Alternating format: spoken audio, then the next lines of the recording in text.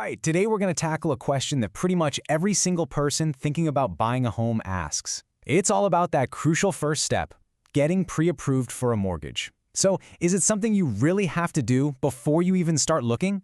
Let's dive in and find out. And this is it, right? This is the big question. Whether it's your first home or your forever home, this is where it all starts. I get it. You're excited, you're ready to start seeing what's actually out there, and you're wondering if you can just, skip to the fun part, the house tours. So, what's the real deal here? Well, okay, the short answer? Yeah, sometimes. But the better answer, the one that's going to save you a ton of time and heartache? No, you really shouldn't. And I know that probably sounds a little backward. So what gives? Why is there such a huge difference between what you can technically do and what you really should do? Let's break it down. This is exactly why that just looking approach can really backfire. I mean, heading out to open houses or scheduling viewings without having your finances locked in, it just puts you at a massive disadvantage. It can stop your home search dead in its tracks before you even get started. Okay, so problem number one, and this is one that catches a lot of people by surprise, you might not even be able to get through the front door. Seriously, imagine you find a place you absolutely love online. You call to see it, and they say no. You have to think about it from the seller's side, right? They're letting strangers into their home, so to make sure they're dealing with serious qualified buyers, a pre-approval letter is often the ticket just to book a showing. And okay, let's say you do get inside a house and bam, you fall in love. It's the one. So you rush to put in an offer, but you don't have that pre-approval letter. Well, that offer is almost certainly going to be rejected. For sellers, it's a total non-starter. They need to know that the person making the offer can actually get the money to close the deal.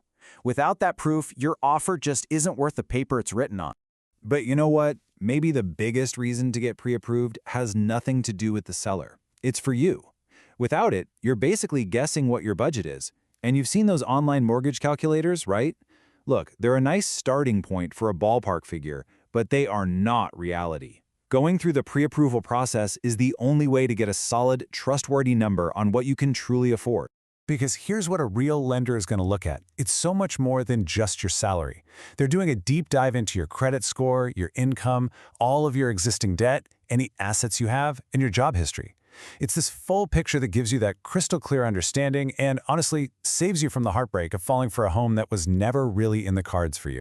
So let's just flip the script on this. Instead of thinking of pre-approval as this big, scary chore, think of it as your secret weapon. It's the one thing you can do that instantly turns you from a casual looker into a powerful, confident buyer that sellers and their agents will take seriously right from the get-go.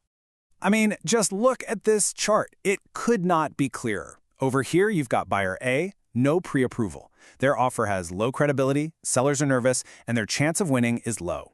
But buyer B, who's pre-approved, high credibility, total seller confidence, and a much higher chance of getting the house. In a competitive market, that's everything.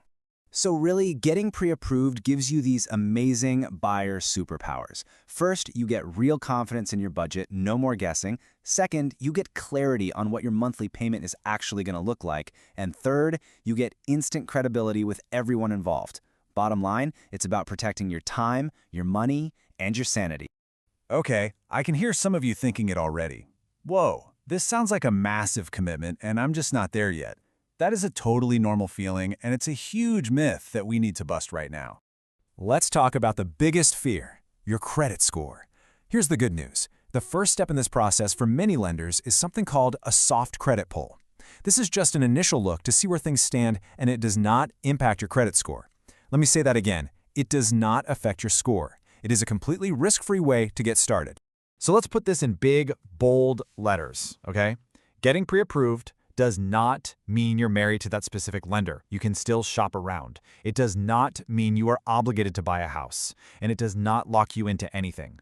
The best way to think of it is like you're on a fact-finding mission. It's all about preparation, not pressure. So, when you lay out all the pieces, the smart way to start this journey becomes super clear. There's a simple, logical order of operations that will set you up for success and save you from a world of stress down the road.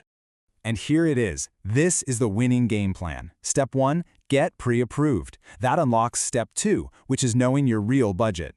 That leads you to Step 3, shopping with total confidence. And all of that puts you in the perfect position for Step 4, making a powerful, winning offer when you find that perfect home. And that really brings us full circle. This quote just says it all. Getting pre-approved upfront is one of the simplest steps you can take to make your home buying experience smoother, more successful, and far less stressful. So the next time you find yourself daydreaming and scrolling through those online listings, just stop for a second and ask yourself, have I taken the real first step yet?